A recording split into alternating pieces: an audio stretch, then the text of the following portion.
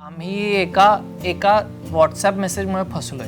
त्याला मूल झालेलं असेल, याचं लग्नच ठरलंय, त्याने दारू सोडली आहे, हे सगळं ठरलं. ही यात्रा त्यांच्या आयुष्यात काय काय घडत हे किती थ्रिलिंग असेल म्हटलं की शनी शिंगणापूरपासून निघायचं आणि काठमांडूपर्यंत बस. उरलेली दाढी काढून जेव्हा त्या लुकमध्ये आलो तर या दोघांची रिॲक्शन फारच कमाल होती. ते तो कॅच कॅच खेळायचा.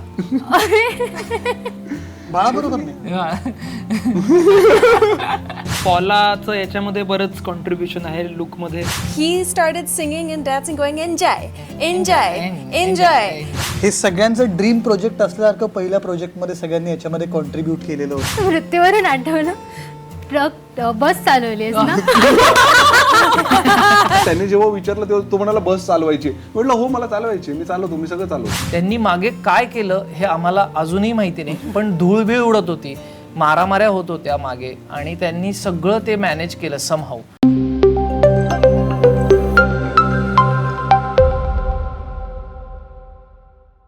हाय हॅलो नमस्कार, मी दीपिका तुमचं स्वागत करते मराठी चस्कावर. शांतीत क्रांतीचा दुसरा सीझन घेऊन आली आहेत आपले सगळे लाडके कलाकार. बाडीपाची टीम आहे, काय अजून बोलायला हवंय. काय कसं झालंय हे शूट आणि सारंग धाडस कसं केलंस? एका ठिकाणी शूट झालंय अगोदरच आणि आता एवढ्या वेगवेगळ्या ठिकाणी शूट झालंय शांतीत क्रांती 2चा पार्ट. एवढं मोठं धाडस करावंसं का वाटलं? धाडस नाही, चूक करावी. काय झालं ॲक्च्युली आमच्या म्हणजे आम्ही एका व्हॉट्सॲप मेसेजमुळे फसलोय. आम्ही ॲक्च्युली स्पिरिच्युअल कॉमेडी एवढंच ठरवलं होतं. त्या पात्रांचे आर्क्स ठरवले होते की काय की बाबा ह्याला मूल झालेलं असेल, ह्याचं लग्नच ठरलंय, त्याने दारू सोडली आहे, हे सगळं ठरलं होतं. आणि ते कुठे बांधायचं म्हणजे त्याची लोकेशन काय करायची, कुठे जाऊन त्यांना स्पिरिच्युअलिटीचा पुन्हा एक त्यांना ओढ लागते हे दाखवायचं हे ठरत नव्हतं. मग खूप डिस्कशन चाललं होतं की म्युझिक फेस्टिवल असू शकेल का, हे असेल ट्रेक असेल का वगैरे, असं बरंच काय काय डिस्कशन चाललं होतं की प्रिमाईस काय ठेवायचा. आणि त्या दिवशी आम्ही सकाळी जे बसलो ते रात्रीपर्यंत नुसते डिस्कशनच चालले आहेत. आणि अगदी निघणार तेवढ्यात एक व्हॉट्सॲपवर एक मेसेज आला आहे मी एका ग्रुपवर आहे एका गावातल्या, आणि त्याच्यावर एक पॅम्फलेट आलं, डिजिटल पॅम्फलेट, ज्याच्यावर असं लिहिलं होतं की भक्ती यात्रा शनी शिंगणापूर ते काठमांडू नेपाळ 3 दिवस 4 रात्र. आणि मी वाचून मी म्हटले हे जे कोणी करत असतील ही यात्रा त्यांच्या आयुष्यात काय काय घडत हे किती थ्रिलिंग असेल म्हटलं की शनी शिंगणापूरपासून निघायचं आणि काठमांडूपर्यंत बस मधनं अनोळखी लोकांबरोबर जायचं. तर हे वाचून तो त्या ट्रॅपमध्ये आम्ही पडलो आणि आम्ही त्याला प्रिमाईस बनवला. आणि नंतर लक्षात आलं की हे अंगाशी येणार आहे इतक्या ठिकाणी शूट करणं. पण मजाही तेवढीच आली. आणि खरं तर ते ट्रेलरमध्ये सुद्धा आपण बघतोच आहोत की काय मजा आली आहे. ललित तुझा लुक काय वेगळाच दिसतोय, म्हणजे एकदम अंकल बोलताय ते अंकल टाईपच लुक दिसतोय. तुला आवडलाय? हो मला एक्सपेरिमेंट करायला आवडतातच. तर त्यांनी- अजिबात नाही आवडलेला. मी तेच म्हणते, हा आवडला मारून कसं मुटकून म्हणतोय? करून घेतलाय त्याच्याकडनं. मी तेच म्हणते हा कसा एवढे म्हणतोय? एका अटीवर ठेवला होता की तो जाणार. हा मारून मुटकून करून घेतलंय त्याकडनं. पण मला गंमत वाटली खरंच त्या लुकची, खरंच गंमत वाटली. ते म्हणजे जेव्हा यांनी पण पहिल्यांदा बघितलं, आम्ही जेव्हा सेटवर गेलो तोपर्यंत ती फ्रेंच बियर्ड मला नव्हती, कारण मी दाढी वाढवली होती. आणि तिथे जाऊन मग मी फक्त उरलेली दाढी काढून जेव्हा त्या लुकमध्ये आलो तर या दोघांची रिॲक्शन फारच कमाल होती. त्याने थोडंसं मला हे झालं. माझ्याकडे खूप इंटरेस्टिंग फोटो आहे. ह्याचं जर काम बघतो सगळं, मणी नावाचा एक आमचा मित्र आहे जो की आमचा खूप लाडका आहे. मणीने ह्याच्याहून आमची जास्त सेवा केली आहे दोन्ही सीझनला. तो खूप आमची काळजी घेतो. तर त्या दोघांची फ्रेंच बियर्ड हुबेहूब सेम आहे. मी त्याची बघून करायला सांगितलं इसके जैसे बनाना. इन्स्पिरेशन तिकडून आलंय. आणि मुलं सांभाळणं कसं जमलंय ते दिसतोय आता. पप्पा एक लुक मध्ये दिसतोय. मला त्यामुळे कळलं की माझं या कामावर किती प्रेम आहे, कारण त्याशिवाय मी हे करू शकलो नसतो. तो कॅच कॅच खेळायचा. बाळा बरोबर नाही. बरं आलो, काय म्हणायचं इतका वेगळा लुक खरंच. आणि तू त्या लुकमध्ये आम्हाला दिसत नाहीत, कारण आम्हाला तुला या लुकमध्ये बघायची इच्छा असते, असे कर्ली हेअर्स वगैरे. पर्णने ते रिॲक्शन दिली असेल, काय बोललेत सगळेजण? सगळ्यांनाच आवडला. पर्णला पण हा लुक आवडला. सगळे माझे मित्र मैत्रिणी हेच आहेत, यांना सुद्धा आवडला. पॉलाचं याच्यामध्ये बरंच कॉन्ट्रीब्युशन आहे लुकमध्ये. श्रुतिकाने कॉस्ट्युम केलेत, आशिषने मेकअप केला आहे, हे सगळं आहे. तर मला स्वतःला वेगवेगळे लुक्समध्ये बघायला मजा येते कॅरेक्टर्सला. हा जो तू म्हणतेस तो माझा लुक आहे स्वतःचा. पण एरवी वेगवेगळ्या कॅरेक्टरमध्ये आपण जेव्हा कपडे घालतो, तसे केस बूट घालतो, तेव्हा ॲक्च्युली आपल्याला वेगळा माणूस झाल्यासारखं वाटतं. त्यामुळे तो कामाचा भाग आहे आणि जो मी खूप एन्जॉय करतो. त्यामुळे मला खूप छान वाटतं असं बघून स्वतःला. बरं, पोस्टर दिसते, पोस्टरवरती लिहिलंय शांतीत क्रांती 2 लाईफ इज एन्जॉय. काय, कुठून आले हे? Actually, when we were writing, we were staying at a place, and just outside of that, Airbnb, there was a sign which was pointing to one hotel, and it said "Life is enjoy." नाही, एन्जॉयच, life is enjoy resort. It was "Life is enjoy." Yeah. But The Marathi. season 1 end, there is a scene in season 1 where there's a big fight, and these guys are dancing around a campfire. At that point also, in the middle of the night, our guy Sagar, who's playing Shinde, he started singing and dancing, going enjoy, enjoy, enjoy. And we saw this signboard and we thought, if Shinde has a bus, he will call it Life is Enjoy. So that was basically how it आणि came त्या together. Life is enjoy resort जे होतं ना, तिथला जो owner होता, तर तोही तितकाच एक्झॅक्टली शिंदेसारखाच वल्ली कॅरेक्टर होतो. आम्ही तिथे आम्ही बघायला गेलो की हे काय आहे लाईफ इज एन्जॉय. तर म्हणून आम्ही बघायला गेलो तर त्याचं एक तळं होतं, काठी त्याचं रिसॉर्ट होतं आणि त्याची ती वॉटर स्कूटर जी असते स्कीडू, त्याच्यावर तो बसला. आता आम्हाला वाटलं आता हा कुठे चाललाय, तर त्यांनी चहाचा कप घेतला, एक छान कटिंग चहाचा, तो त्या स्कीडूवर ठेवला आणि त्यांनी फुल असे ते ह्याच्यासारखी बॅलन्स करून ती चालवली स्कीडू. तळ्याच्या मध्ये बसला आणि तिथं बसून त्यांनी सनसेट बघितला चहा पित.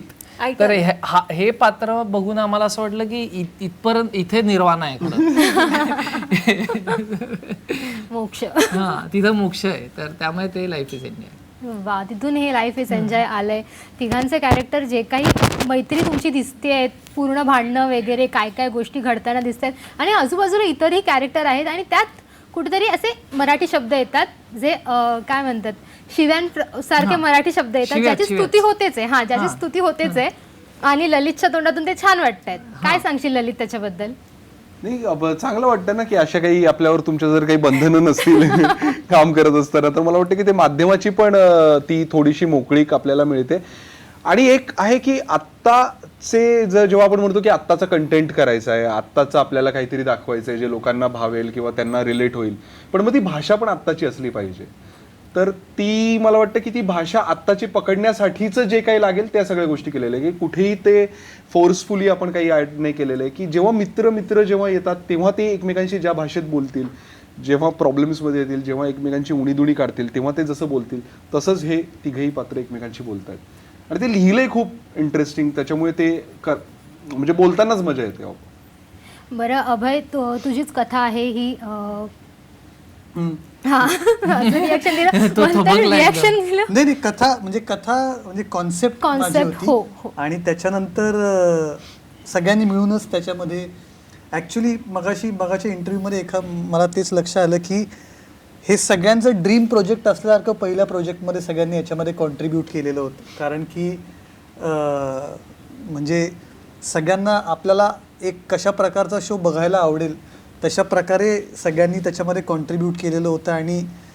आणि म्हणजे की आणि आत्ता पण ज्या प्रकारे त्याचं रायटिंग झालेलं आहे किंवा ते त्याच्यावरनं आमच्यात बऱ्याचदा बोलणं व्हायचं की तर सारंग पॉला यांना किती त्या मीडियमचा अंदाज आलेला आहे की नेमकं ते कशा प्रकारचं डायलॉग रायटिंग आहे. कारण ते वाचताना कधी कधी अंदाज यायचा नाही की अरे हे कसं लँड होणार आहे, ह्याचा इम्पॅक्ट होणार आहे का नाही होणार आहे.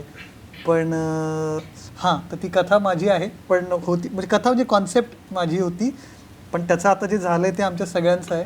आणि ते 2 सीझनपर्यंत येऊन थांबलेलं आहे. 3rd सीझन बहुतेक होईल आणि बघू त्याच्यानंतर अजून पुढे काय. 3rd सीझन हवाच आहे. ती कुठेतरी ट्रिप असेल आउट ऑफ इंडिया वगैरे आहे डोक्यात तेच आहे. माझ्या डोक्यात आता तेच आलंय की आउट ऑफ इंडिया होऊन जाऊ दे. इथं झालंय दुसरा. आणि 4था मार्सवर इस्रो मध्ये वगैरे ते पण असं आहे की पहिल्या शोचं नाव होतं इनहेल एक्झेल, म्हणजे श्वास घ्यायला शिका जन्मासारखं. दुसरं होतं लाईफ इज एन्जॉय, म्हणजे की लाईफ आता जगणं शिका, शेवटचं मृत्यू, असं आहे.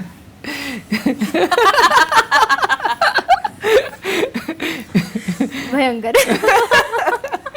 मृत्यूवरून आठवलं, ट्रक बस चालवलीस ना? Speaking of, वा वा वा. चेचले किती गाडी खाली. कसं अगोदर कोणालाच माहिती नव्हतं आणि तुझ्या हातात बस दिली. काय तुला सांगावंसं नाही वाटलं की तुला चालवता येत नाहीये? नाही मला याने विचारलं होतं, आधीच विचारलं होतं, पण मला नाही म्हणताच येत नाही. मला त्याने जेव्हा विचारलं तेव्हा तो म्हणाला बस चालवायची. म्हटलं हो मला चालवायची, मी चालवतो, मी सगळं चालवतो. तो एकाच गोष्टीला नाही म्हटला होता आणि त्याचा तो रोल आहे, ते म्हणजे स्विमिंग. तो स्विमर आहे पहिल्या सीझन मध्ये पण ह्या सीझन मध्ये पण, आणि त्याला स्विमिंग येत नाही. आई, शिकला तो पण, मेहनत केली थोडी थोडी. but he wouldn't wear the cap.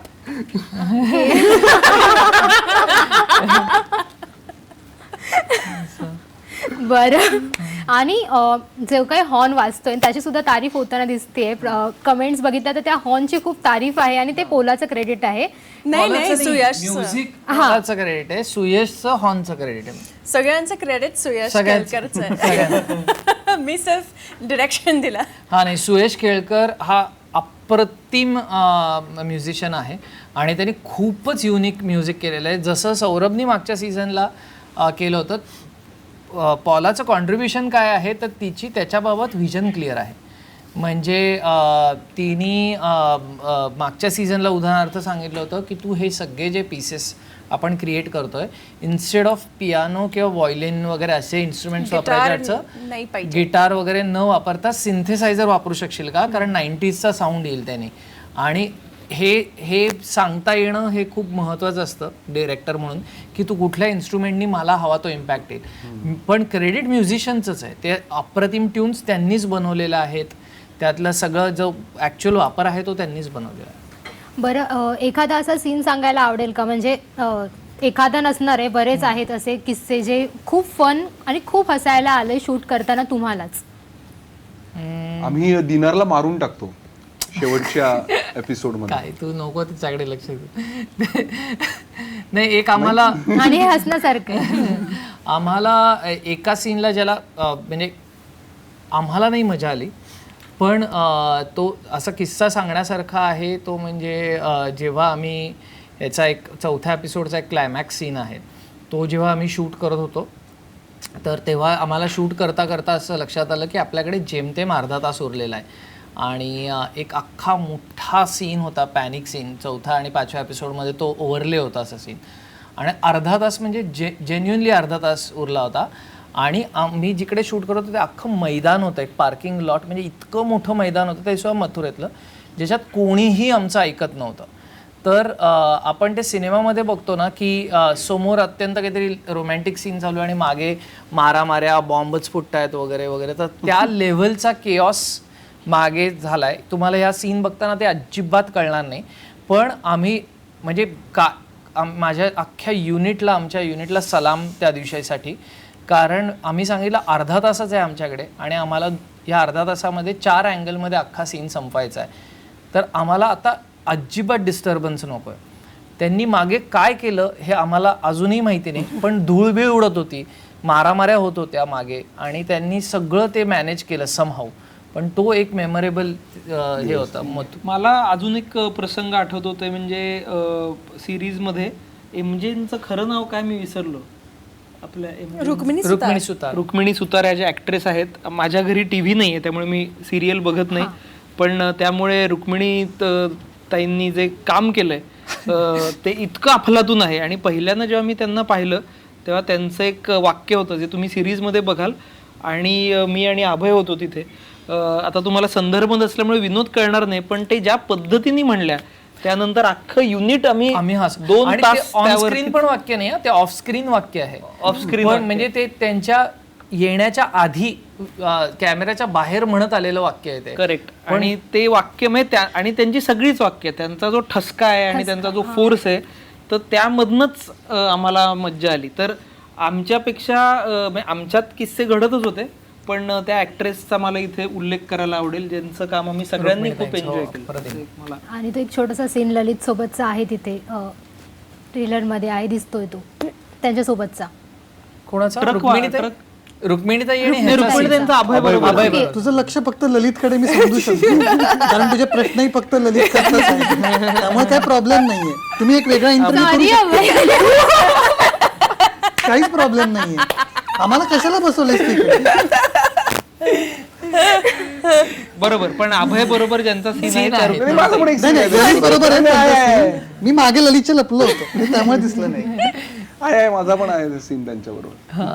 नाही पण तो त्याचा सीन आहे आणि तो सीन पण त्यांनी तिकडे त्या सीनलाच त्याच्यामुळेच ते वाक्य आलंय हा म्हणतो ते डोली डोली तुला बघितल्यावर कळेल पण ते का आलंय कारण तुला त्याच सीनशी रिलेटेड ते वाक्य आहे पण त्यांना खूप आम्हाला सगळ्यांना जेजुरीला पायऱ्यांवर चढून तो शूट करायचा होता त्यामुळे तिथे खूप कष्ट झाले.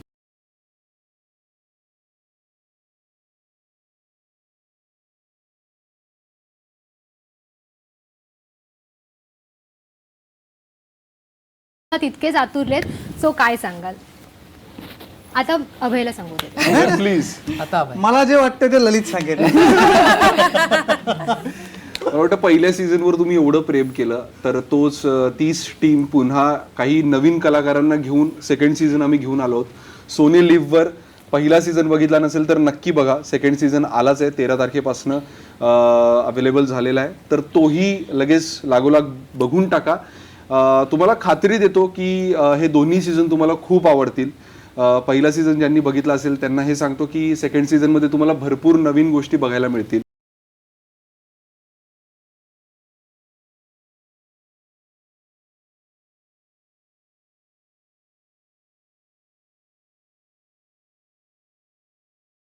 एक्साइटेड आहोत. थँक्यू सो मच आणि खूप खूप शुभेच्छा. Thank you Thank you so so much. much. Thank you so much.